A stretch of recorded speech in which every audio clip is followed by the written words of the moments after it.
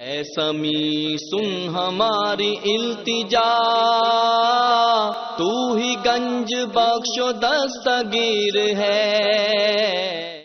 ان کو الہ بنا چکے ہیں، اسی لیے ان کی پوجا ہو رہی ہے۔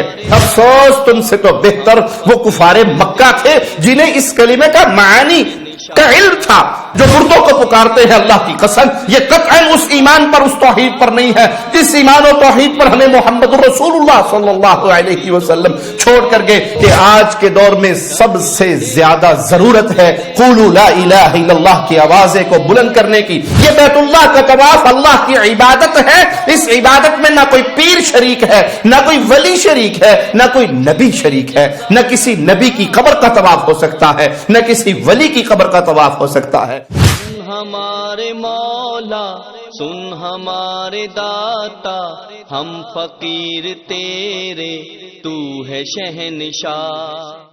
السلام علیکم ورحمۃ اللہ وبرکاتہ۔ ان الحمد للہ نحمده ونستعینه ونستغفره ونعوذ باللہ من شرور انفسنا ومن سیئات اعمالنا، من يهده الله فلا مضل له ومن يضلل فلا هادي له، اشهد ان لا اله الا الله وحده لا شريك له واشهد ان محمدا عبده ورسوله، اما بعد، اعوذ بالله من الشيطان الرجيم، قل هو الله احد الله الصمد لم يلد ولم يولد ولم يكن له كفوا احد۔ قبر پرستی وہ موذی مرض ہے کہ جو اس مرض کا شکار ہو جائے بغیر توبہ کیے ہوئے مر جائے تو ہمیشہ کی جہنم کا ایندھن بن جائے گا،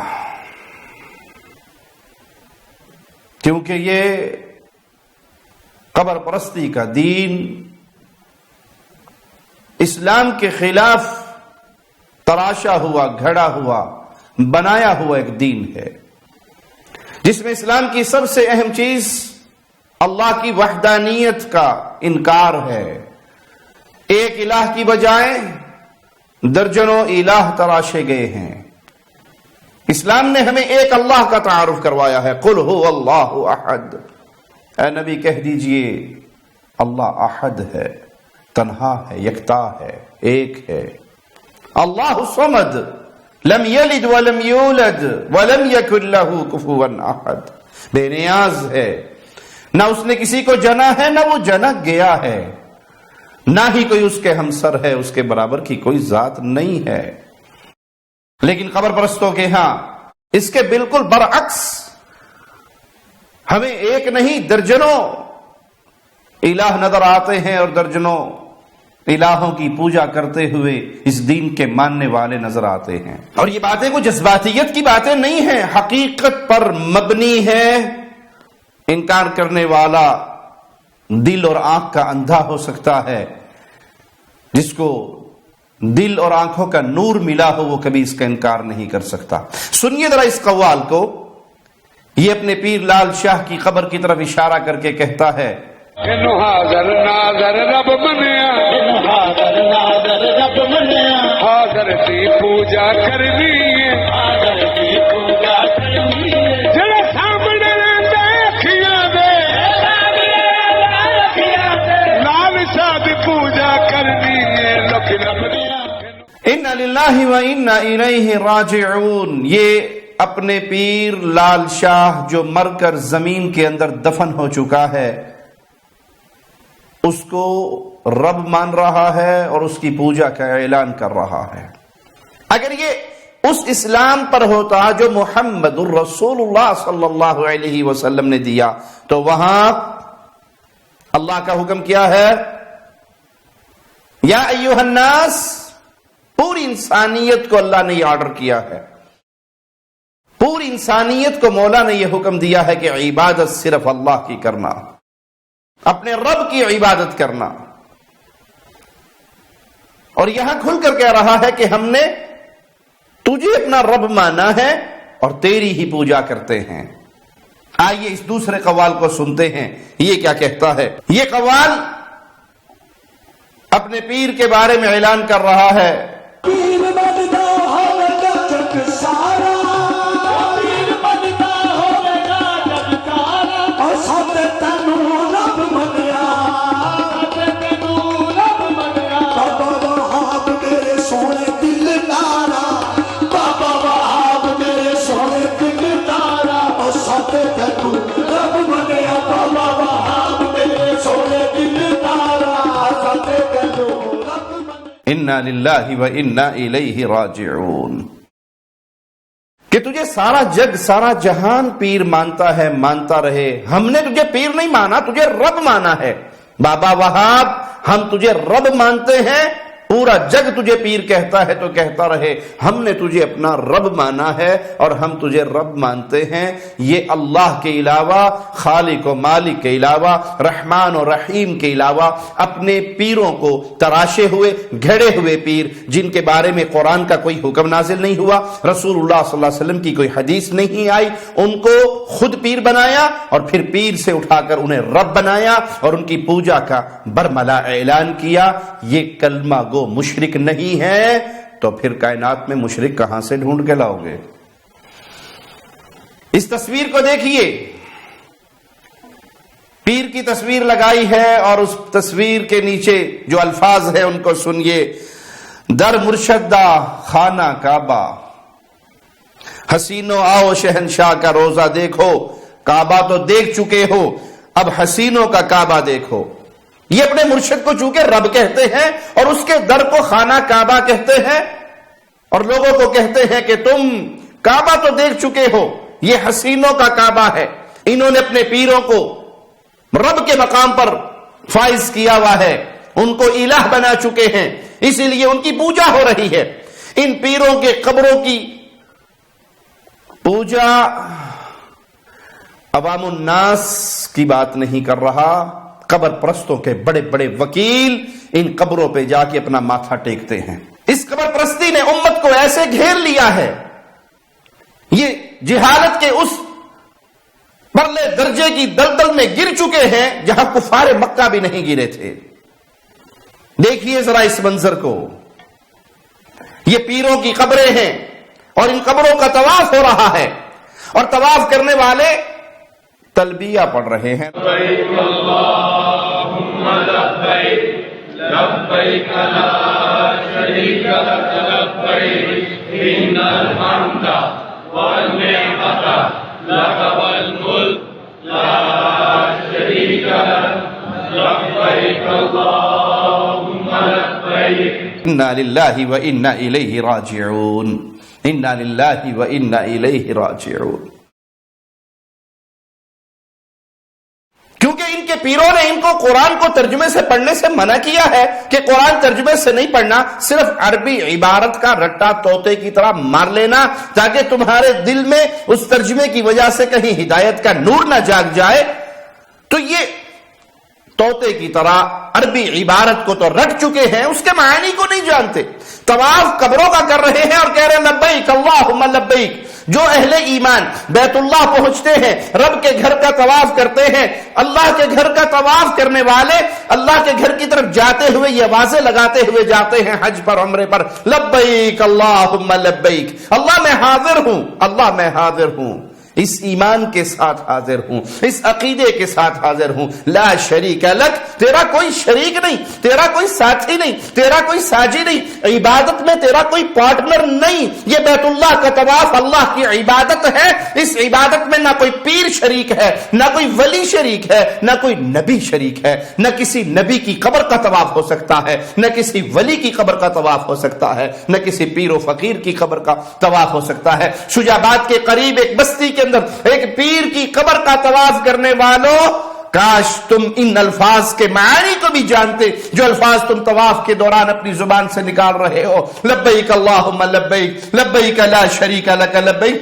تم نے تو ان پیروں کو اللہ کا شریک بنا دیا، اس طواف کی عبادت میں ان مردوں کو اللہ کا شریک بنایا جو مر کے مٹی میں دفن ہو چکے ہیں، جن کے اختیار میں کچھ نہیں ہے، جو اپنی قبر پہ آنے والے نہ مریدنی کو جانتے ہیں نہ مرید کو جانتے ہیں۔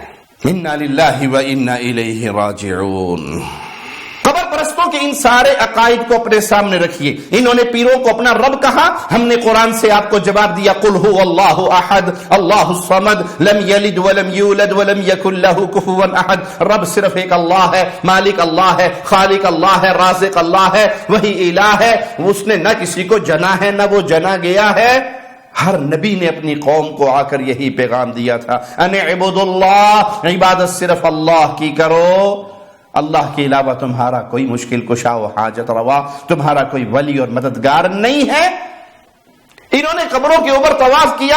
آئیے اس طواف کے کلپ کو لا کر ہم قرآن حکیم سے جواب لیتے ہیں، مولا کا کلام ہمیں کیا درس دیتا ہے۔ یہ سورۃ حج ہے، آیت نمبر 29 ہے، وَلْيَطَوَّفُوا بِالْبَيْتِ الْعَتِيقِ۔ اللہ اپنے بندوں کو حکم دے رہا ہے کہ میرے اس قدیم گھر کا طواف کرو۔ بیت اللہ کا طواف عبادت ہے خالص اللہ کے لیے۔ بیت اللہ کا طواف کرنے والے اللہ کی عبادت کر رہے ہیں، اور اس پیر کی قبر کا طواف کرنے والے بھلے وہ زبان سے لبیک اللہم لبیک ترانہ گا رہے ہیں، لیکن حقیقت میں اس کے معنی کو نہ جانتے ہوئے وہ اس قبر کا طواف کر کے ان قبر والوں کو اللہ کا شریک بنا رہے ہیں۔ افسوس، تم سے تو بہتر وہ کفار مکہ تھے جنہیں اس کلمے کا معنی کا علم تھا۔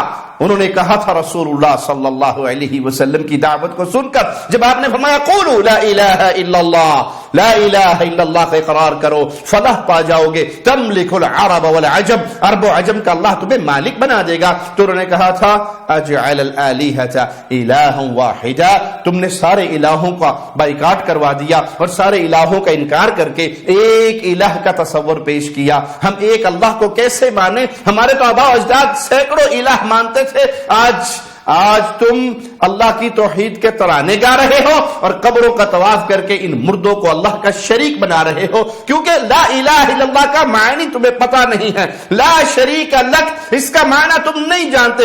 ان الحمد والنعمت لک والملک لا شریک لک، کاش تم نے اس کا معنی جانا ہوتا کہ تعریفیں ساری اللہ کی ہیں، بادشاہتیں ساری اللہ کی ہیں، اللہ کا کوئی شریک نہیں ہے۔ ان قبروں کو پوچھ کر تم نے ان قبر والوں کو اللہ کا شریک بنا دیا۔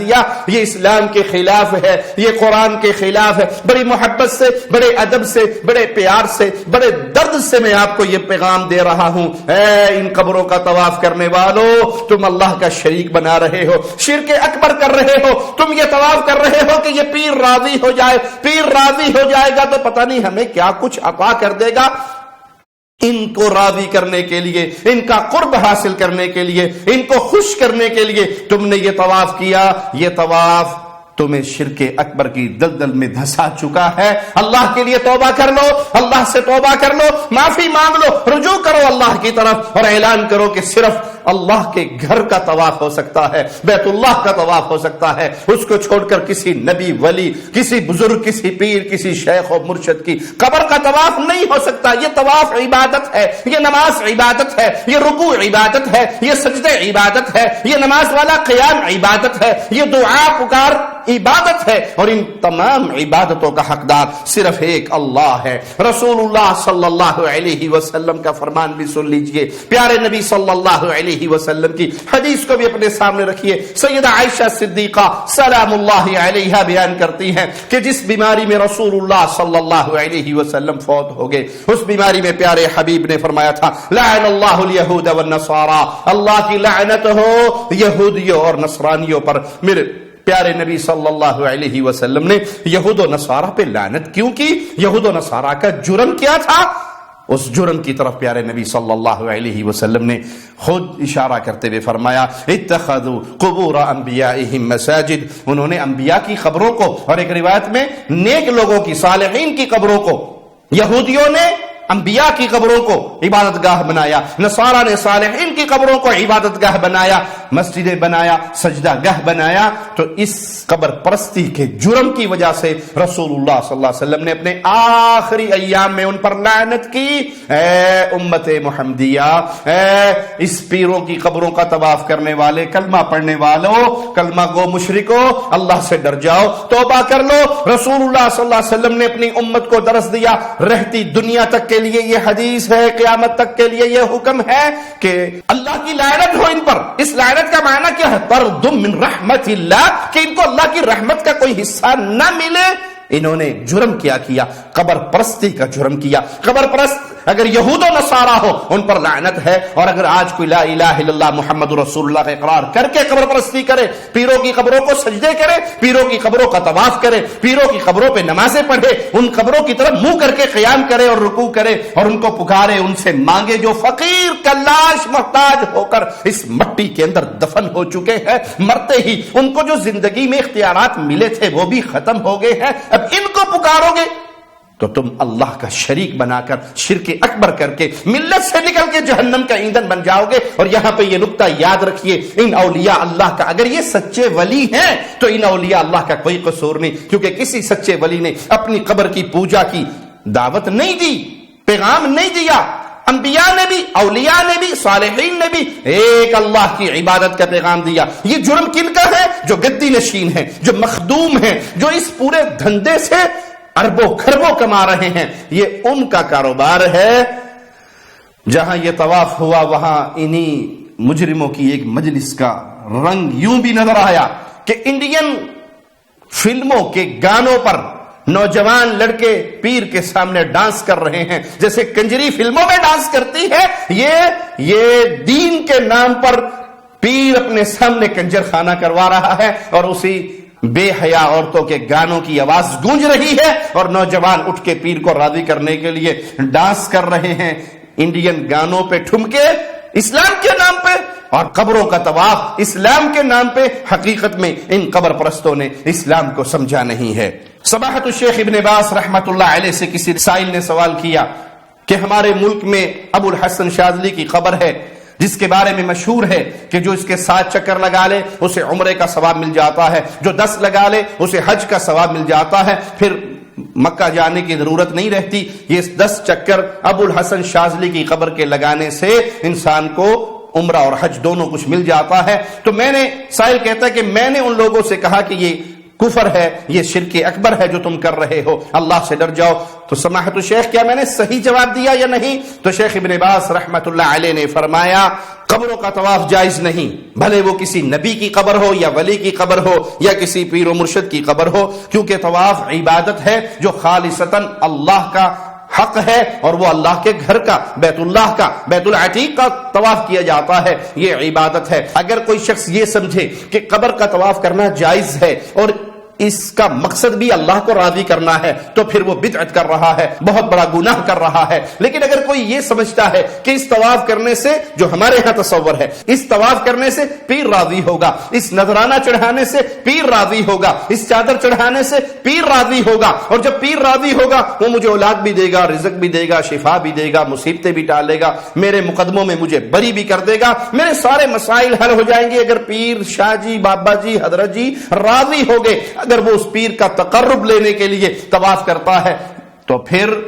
شیخ ابن باز رحمت اللہ علیہ نے فرمایا کہ یہ شرک اکبر ہے، یہ انسان کو شرک اکبر کی دلدل میں گرا دیتا ہے۔ یہ عمل شرک اکبر کا معنی یہ ہے انہ من یشرک باللہ، جس نے اللہ کے ساتھ شرک کیا اس پر جنت کے دروازے بند کر دیے جاتے ہیں، مأواہ النار، اس کا ٹھکانہ ہمیشہ کی جہنم ہے، اور یہ بڑا دردناک اور بہت برا ٹھکانہ ہے۔ پیارے بھائی، اللہ کے لیے رب کی توحید کو پہچان لیجئے۔ اور آخری بات ان لوگوں کے لیے، آپ کو یہ کلپ دکھانے کا مقصد کیا ہے کہ تاکہ آپ سمجھیں اس بات کو کہ آج کے دور میں سب سے زیادہ ضرورت ہے قولوا لا الہ الا اللہ کی آوازیں کو بلند کرنے کی۔ آج ضرورت ہے کہ پیغام توحید کو عام کیجئے، آج ضرورت ہے کہ لوگوں کو لا الہ الا اللہ کا ترجمہ، معانی، مفہوم سکھائیے، آج ضرورت ہے کہ توحید کی دعوت کو اسی شدت کے ساتھ دیجئے، اسی شدت کے ساتھ دیجئے، کیونکہ شرک اسی شدت کے ساتھ بڑھ رہا ہے۔ قبروں کا طواف کھلے ہو رہے ہیں،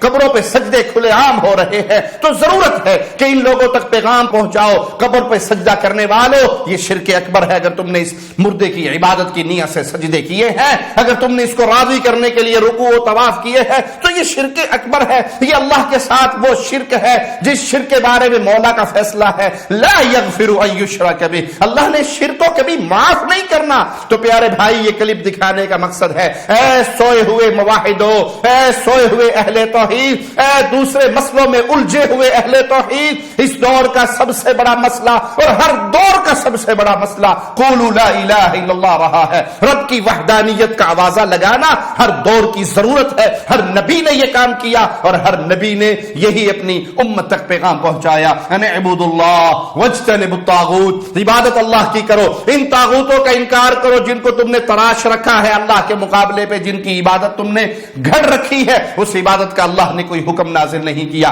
اور کچھ ایسے ظالم لوگ جن کی آنکھوں پر مفادات کی پٹی پڑ چکی ہے، جن کی آنکھوں پر دنیا کی رنگینی چھا چکی ہے، اور وہ امت کو یہ درس دیتے ہوئے نظر آتے ہیں کہ کوئی کلمہ گو مشرک ہو ہی نہیں سکتا، یہ سب کلمہ پڑھنے کے بعد ہمارے ساتھی ہیں، یہ ہمارے بھائی ہیں۔ ارے بھائی، اہل قبلہ ہوتے ہوئے تو ہمارے بھائی ہیں، لیکن اللہ کی قسم شرک اکبر کرنے کی وجہ سے یہ ہمارے قطعاً بھائی نہیں ہیں، یہ قطعاً ہمارے بھائی نہیں ہیں۔ جنہوں نے قبروں کا طواف کیا ہے، جو قبروں پہ سجدے کرتے ہیں، جو قبروں پہ ذبح کرتے ہیں، جو مردوں کو پکارتے ہیں، اللہ کی قسم یہ قطعاً اس ایمان پر، اس توحید پر نہیں ہے جس ایمان و توحید پر ہمیں محمد رسول اللہ صلی اللہ علیہ وسلم چھوڑ کر کے یہ کلمہ گو مشرک ہے جو شرک اکبر کر کے اس ملت سے اپنا تعلق توڑ رہے ہیں۔ تو اے اہل توحید، اٹھو، اس پیغام توحید کو اپنے سینے سے لگاؤ، ان مشرکوں تک اپنے آوازیں پہنچاؤ۔ اے غیر اللہ کی عبادت کرنے والوں، یہ عمل جہنم میں لے کر جانے والا ہے۔ رسول اللہ تمہیں جنت کی طرف بلا رہے ہیں، رسول اللہ صلی اللہ علیہ وسلم تمہیں جنت کے جانے میں آسان طریقے بتا کر گئے ہیں۔ من قال لا الہ الا اللہ، جس نے لا الہ الا اللہ اقرار کیا خالصا من قلبہ، دل اس کا خالص ہو، اس کے تقاضوں پہ ڈٹا ہو، پھر لا الہ الا اللہ کہنے کے بعد وہ مردوں کی قبروں کا طواف نہ کرے، لا الہ الا اللہ کہنے کے بعد وہ مردوں کی قبروں پہ سجدے نہ کرے، لا الہ الا اللہ کہنے کے بعد وہ مردوں کی قبروں پر آ کر رکوع نہ کرے، لا الہ الا اللہ کہنے کے بعد وہ ان مردوں کو آ کر نہ پکارے، لا الہ الا اللہ کہنے کے بعد وہ ان مردوں سے اپنی مصیبتوں میں مدد نہ مانگے، بلکہ وہ صرف ایک اللہ سے مدد مانگے، ایک اللہ کی عبادت کرے، ایک اللہ کے لیے رکوع، ایک اللہ کے لیے قیام، ایک اللہ کے لیے سجدہ، ایک اللہ کے لیے نذر، ایک اللہ کے لیے نیاز، ایک اللہ کے لیے ذبح، ایک اللہ کے لیے قربانی، ایک اللہ کے لیے پکار، ایک اللہ کے نام کی دہائی دے، اپنے ہر مسئلے میں یہ کہے حسبنا اللہ، مجھے میرا اللہ کافی ہے، مجھے میرا اللہ کافی ہے، مجھے میرا اللہ کافی ہے، عبادت کروں گا تو صرف اللہ کی کروں گا۔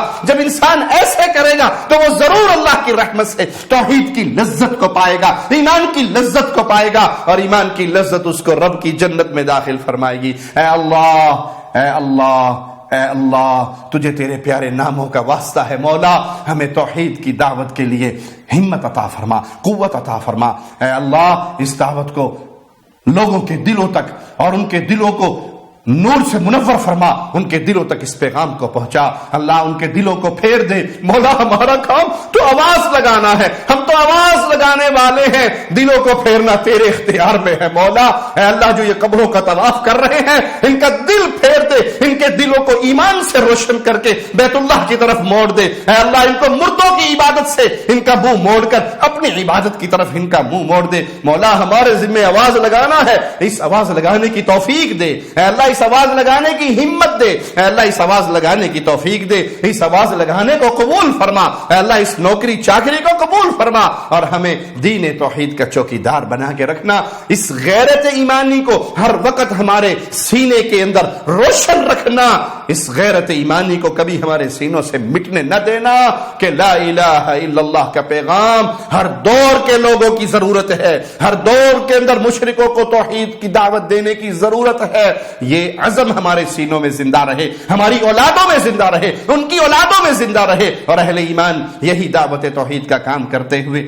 شہادت کی موت پا کے مولا تیری جنتوں کی طرف بڑھیں۔ اللہ اپنی رحمت سے ہمارے گناہوں کو معاف فرما دے، ہمیں ریاکاری سے محفوظ فرما دے، ہماری نیتوں کی اصلاح فرما دے، ہمارا ہر عمل خالصتاً تیری رضا کے لیے ہو، اس میں کسی اور کا دکھلاوے کا ایک ذرہ بھی نہ ہو۔ اے اللہ، ہمیں ریاکاری کے جرم سے محفوظ فرمانا، ہمارا ہر عمل تجھے راضی کرنے کے لیے ہو، تیرے غیر کا اس میں کوئی حصہ نہ ہو مولا۔